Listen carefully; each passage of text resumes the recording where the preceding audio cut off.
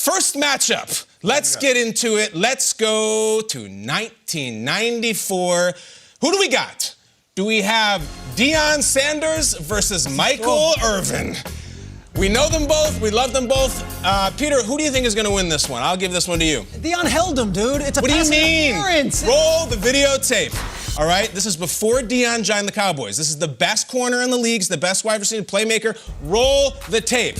Oh my gosh. Look at those cleats. Defensive Player of the Year, Deion Sanders. This is the equivalent of Jalen Ramsey this year. He goes against his friend, his future teammate. Very controversial game in a lot of ways that Peter already referred to. Peter, I don't know if you remember this. Michael Irvin, despite the controversy, had 12 catches in this game for 192 and 2. This is the play that everybody talks about, though. Dion did have an interception. This is Troy Aikman going up top to his guy, and to this day, there have been segments on this network of Michael and Dion arguing about this play and whether or not there was pass interference. So, Peter, I want you to declare who won this one.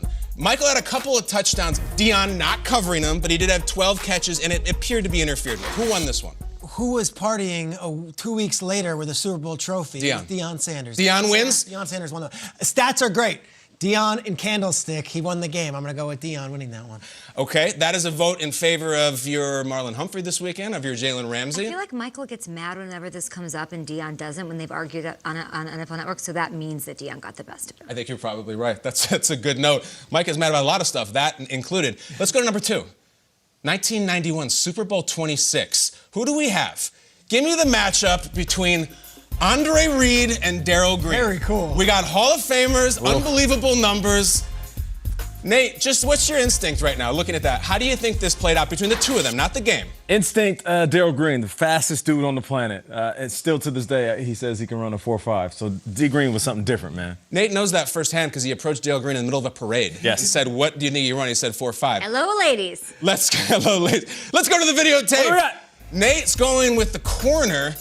And here's Jim Kelly, guys. Andre Reed had 5 catches in this for just 34 yards.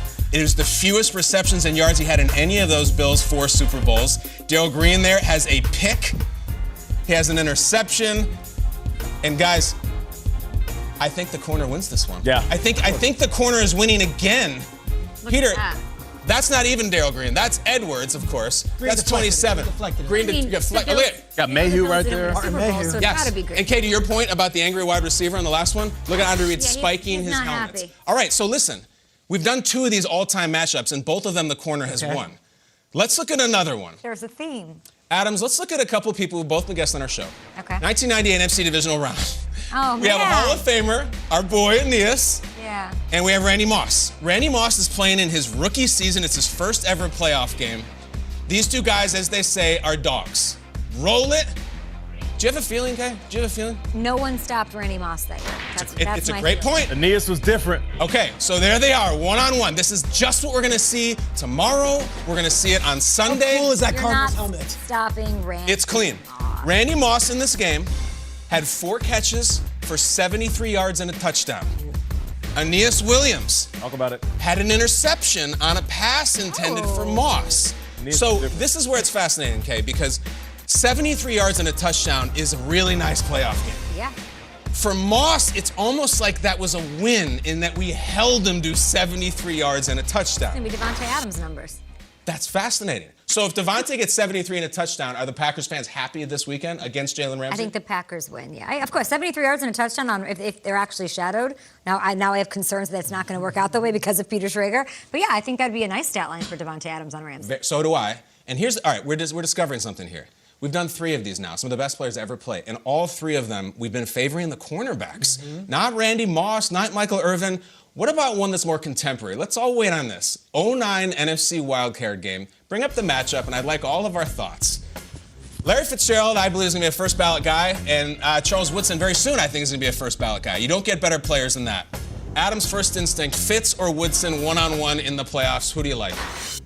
I'm gonna say Woodson. Didn't he win in? I'm gonna go Woodson. Okay, Nate, you know these guys. Defensive Player of the Year. I'm going with Fitz in this one.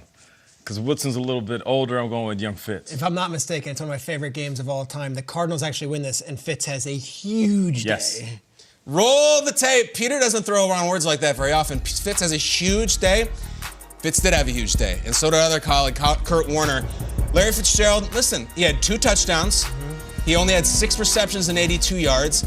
And both touchdowns he scored, he appeared to be pushed off Woodson. Now, Woodson had a strip. Okay. He is the best player on the field defensively, maybe on either side of the ball. This is the Carlos Dansby game, right? This is a battle between these two because there's more controversy. If we're going to go up top to Fitz here, they're all over him. I see an A.J. Hawk sighting. It's a true split decision. And there's a lot of controversy from both of them afterwards, where they both look back and say, I had this, I had that. They both talked about this a lot in this one. So I think that the fact that Fitzgerald scored twice, albeit under controversy, gives it to the wideout by split decision. But Charles Woodson was the best player in the world. And he was the defensive player of the year that year. Defensive